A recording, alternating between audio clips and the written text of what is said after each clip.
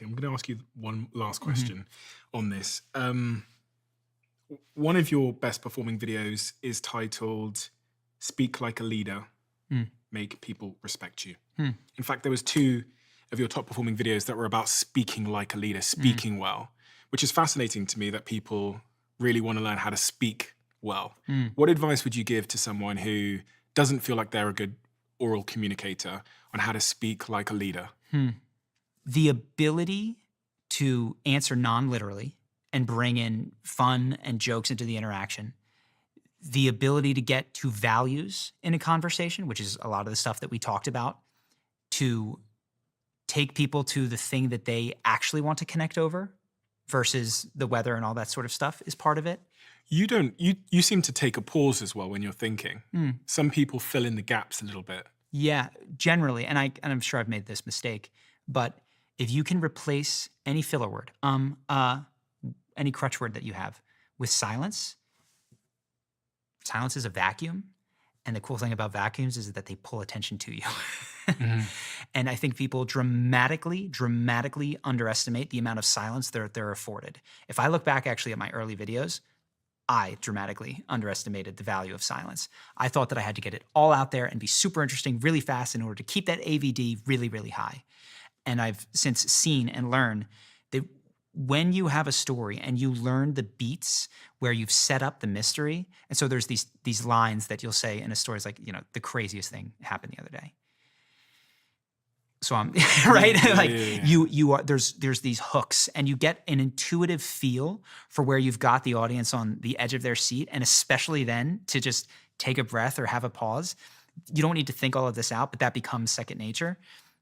That's very valuable, and it comes from the way that I've seen people do is when you record yourself, tell a story, and just watch back how many ums and uhs you have in it. When I watch my own podcasts, I'm sure you've felt this. Yeah. Oh my gosh. It's horrifying. Yeah. You begin to see your own little habits come through. Does body language matter when I'm speaking? I think so. Yeah. There's a couple things that I tend to teach people, which is a lot of people form a tiny little box for themselves where maybe they'll move their hands like this, and they got this thing going on. For people that can't see, you're just kind of waving it like I'm kind of waving like my a hands in a penguin. little circular thing, and my elbows, most importantly, are pinned to my sides.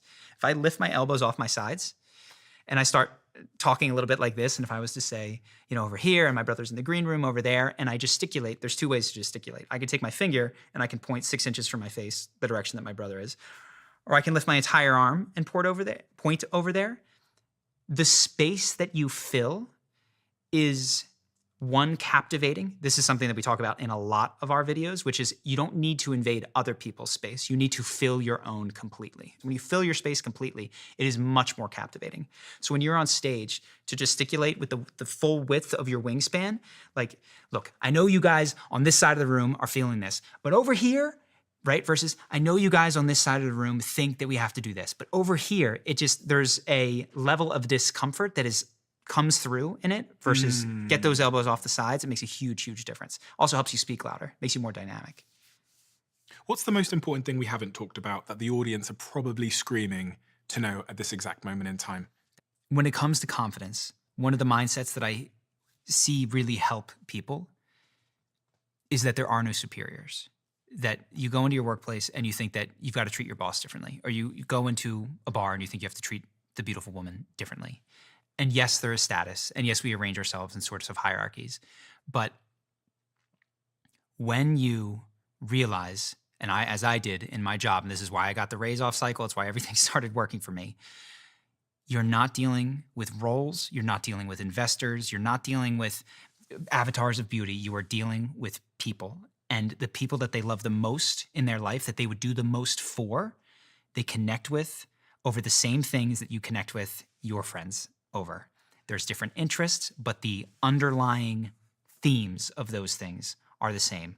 What they love to do for fun, what fills them up, what brings them joy, not looking prim and proper and perfect. And so like a willingness to make that mistake is, I see is often the essence of confidence. And when I have dropped it and another friend has picked it up, I see it all the time. Now, if you want to show up better at work and get all the positive results that come from that, whether it's in meetings with your team, high-stakes conversations, conversations about promotions, we built a program that will help you carry yourself in a way that people naturally respond to. Here's what one student had to say. I received a job offer, and when I asked why they wanted me, this was their answer. Your charisma and your ability to connect with everyone are rare and are of great value to the company. The course is called Charisma University. There's been tens of thousands of students that has gone through it. It's 30 days long, and it's fully guaranteed. So if you don't think it was worth it, you can get a full refund right from inside the program. There's a link on the screen and in the description. Hope you decide to check it out.